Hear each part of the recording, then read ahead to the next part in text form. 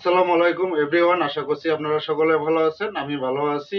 তবে আজকে কোনো প্রেডিকশন নিয়ে আপনাদের মাঝে হাজির হয়নি। বাংলাদেশ এবং ভারতের মধ্যকার চ্যাম্পিয়ন্স ট্রফির ম্যাচের হলো বাংলাদেশের একাদশ নিয়ে আপনাদের সাথে আলোচনা করব। 19 ফেব্রুয়ারি থেকে চ্যাম্পিয়ন্স ট্রফির নবম আসর শুরু হতে যাচ্ছে। যদিও হলো দীর্ঘ প্রায় 7 বছর পর হলো আবার চ্যাম্পিয়ন্স ট্রফি হচ্ছে। এর মধ্যে করোনার কারণে গত আসরটি হয়নি।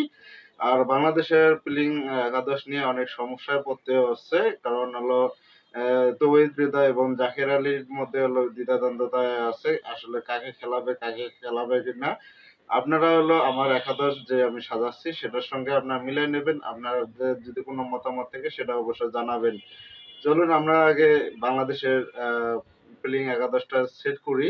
প্রথমে যদি আমরা তানজিদ হাসান তামিমকে দেখি, সে ওপেনিং থাকবে অবশ্যই হলো সৌম্য সরকার। দুজনকে আমরা ওপেনিং হিসেবে দেখতে পারবো এবং 3 নম্বরে অনেকটা নিশ্চিত নাজমুল হাসান শান্ত থাকবে। কিন্তু এখানে একটা কথা আছে, এখানে লেফট রাইট কম্বিনেশনের জন্য যদি হলো লিটন দাস স্কোয়াডে থাকতো সবচেয়ে বেশি ভালো হতো। কারণ ওপেনিং এ প্রতিপক্ষ যারা আছে তাদেরকে অসুবিধায় ফেলার জন্য একজন লেফট একজন রাইট হ্যান্ড ব্যাটসম্যান যদি থাকতো তাহলে বেশি ভালো হতো।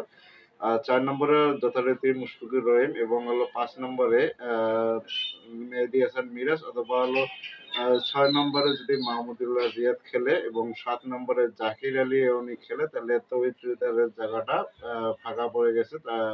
তাকে হলো স্কোয়াডের বাইরে থাকতে হবে। অপরদিকে হলো আম পাশাপাশি নাসুম আহমেদ, রিশাদ হোসেন এবং হলো ৩ জন তো পেসার লাগবে। সেক্ষেত্রে হলো আমি ভারতের বিপক্ষে পেসারের ক্ষেত্রে সাজেস্ট করছি যে ভারতের বিপক্ষে মুস্তাফিজকে স্কোয়াডে না রাখাই বেশি ভালো হবে। কারণ অনেক ভারতীয় ব্যাটসম্যানরা হলো মুস্তাফিজের বল বেশ ভালোভাবে মোকাবেলা করেছে, যার কারণে অনেকটাই হলো পরিচিত।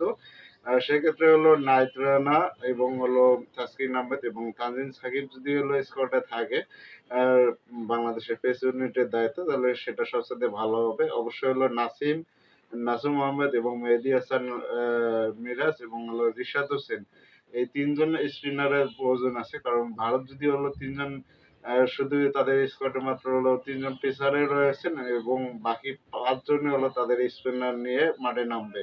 সে জায়গায় হলো বাংলাদেশের স্পিনারে মাহমুদুল্লাহ আছেন এবং পাশাপাশি মোটামুটি সাপোর্ট দিতে পারবেন ২-১ ওভার করার জন্য এবং মেহেদী হাসান মিরাজের গুরু দায়িত্বটা তাকে নিতে হবে।